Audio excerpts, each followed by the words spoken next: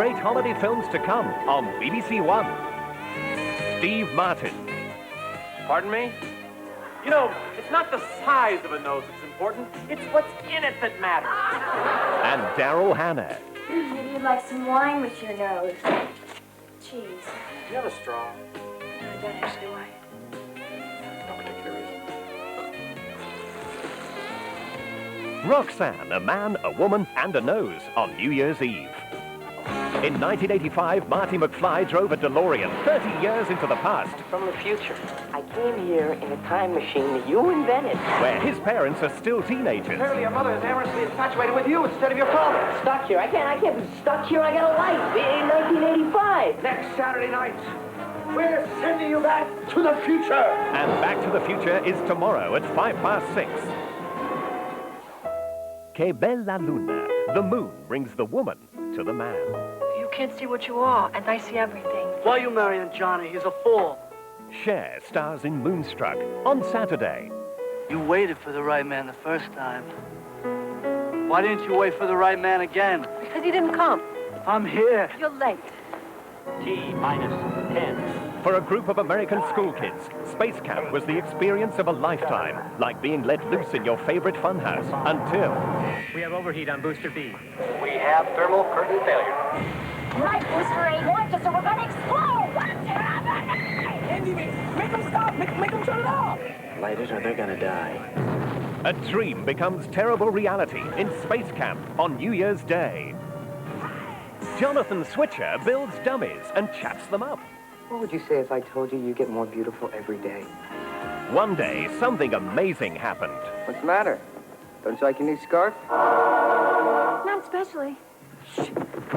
My name is Emma Hezare, but you can call me Emmy. Something happened last night, Roxy. I really think I'm going crazy. I saw things I know couldn't have happened. Didn't I tell you? You're the only one who can see me like this. Mannequin is on Friday at 7:30.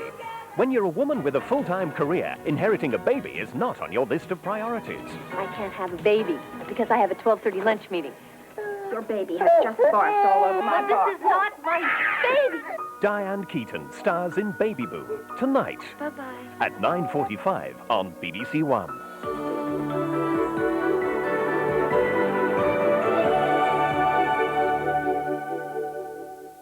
And in 10 minutes, we've feature-length comedy in Only Fools and Horses, which follows the news now with Jill Dando. This is BBC1. It's 5 o'clock.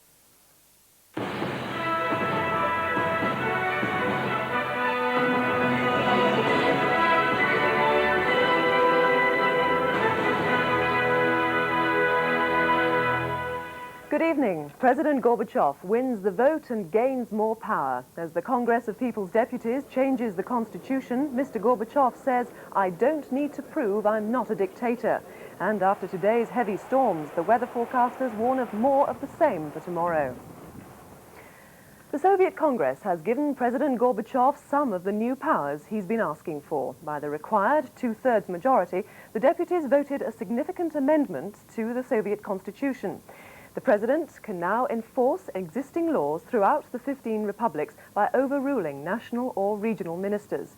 The debate about giving the president further emergency powers will resume tomorrow. Congress has handed Mr. Gorbachev the powers that he insists are essential to sort out the economic chaos and prevent the disintegration of the Soviet Union. The draft for his union treaty has been formally approved in principle. Radicals are decidedly uneasy about the extent of his power.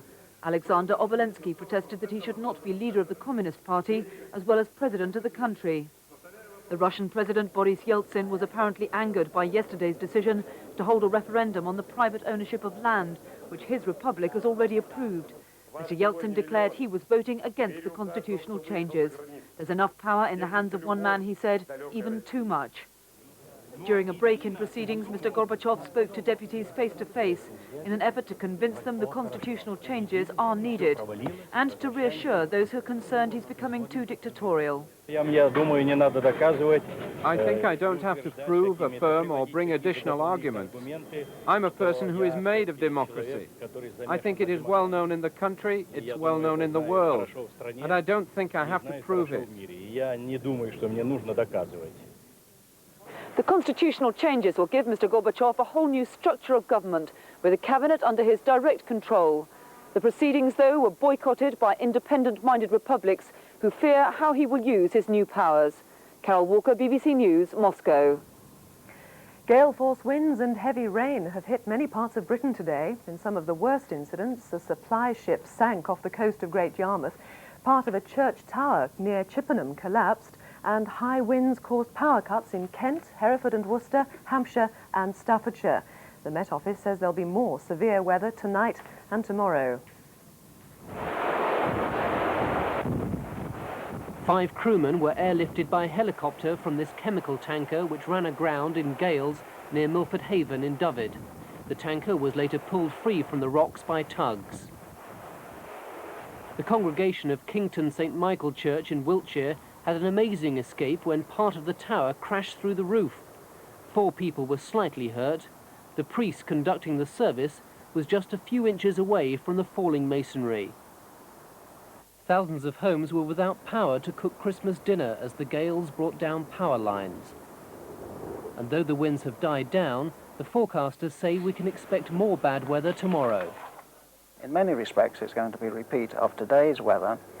A depression over Scotland will have associated with it a belt of rain which will cross the whole of the country, and in addition, and more importantly perhaps, will be a period of very strong winds, with gusts perhaps up to about 70 miles per hour in places.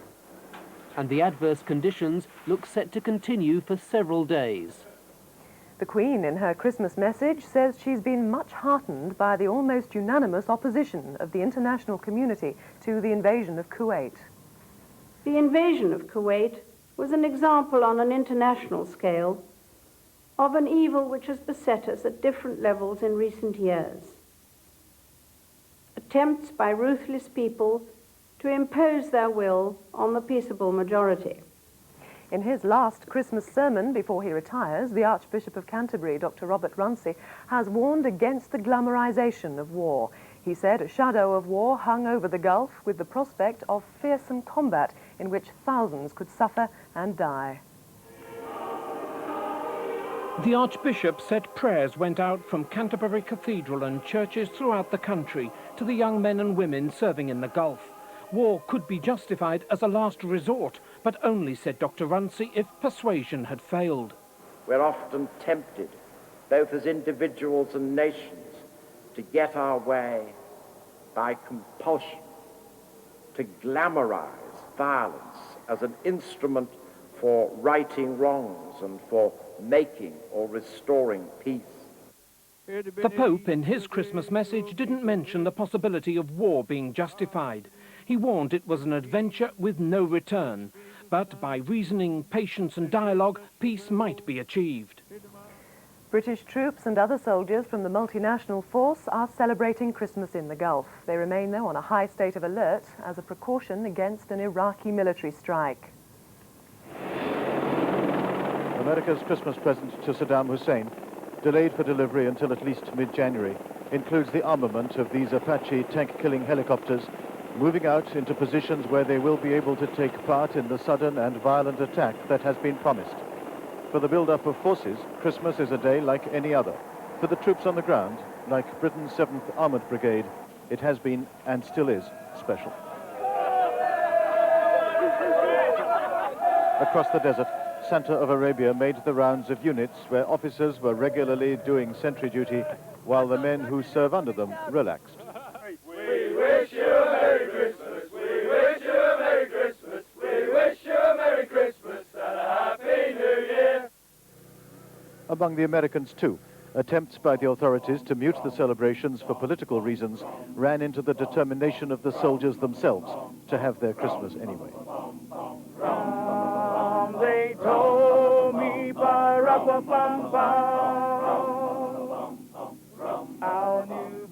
But training for the expected war resumes tomorrow. Martin Bell, BBC News, Saudi Arabia. And a very happy Christmas to you. I'll be back with more news at 9:35.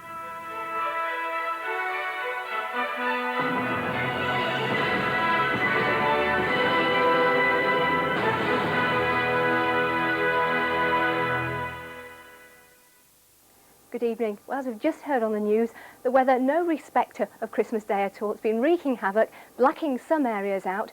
And although the winds caused that are now dying down, there is a warning for later tonight and again tomorrow, nearly a repeat performance. Hazardous driving conditions caused by very strong winds indeed, gusts to 70, maybe even 80 miles an hour. That's going to cause more structural damage, more trees falling, and compounded by heavy rain as well. So that, of course, particularly on the motorways, means a lot of spray. At the moment, we've got mainly the showers out around the coast to the west, though a packet of showers is pushing its way across the Pennines towards Yorkshire. Could give some difficult conditions there for a time. But as we go through the night, the rain gathering, spreading in rapidly to western areas, those tram lines bunching up together, so stronger winds still coming into the west, at least gale force, bringing that driving rain into many western regions by the end of the night.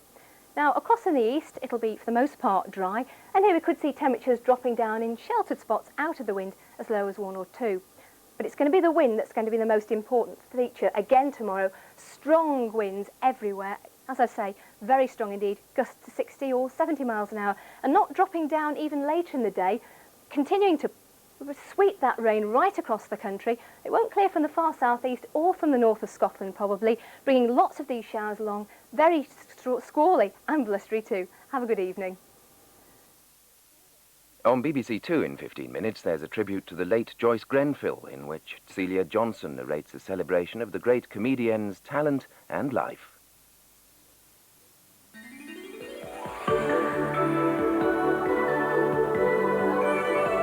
Christmas on BBC1.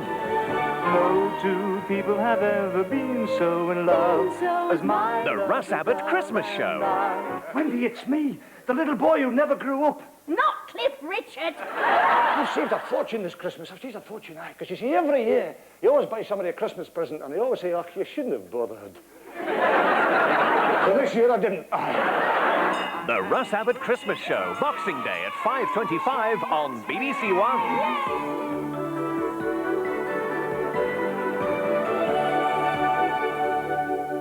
Life is the name of the game, and I want to play the game with you.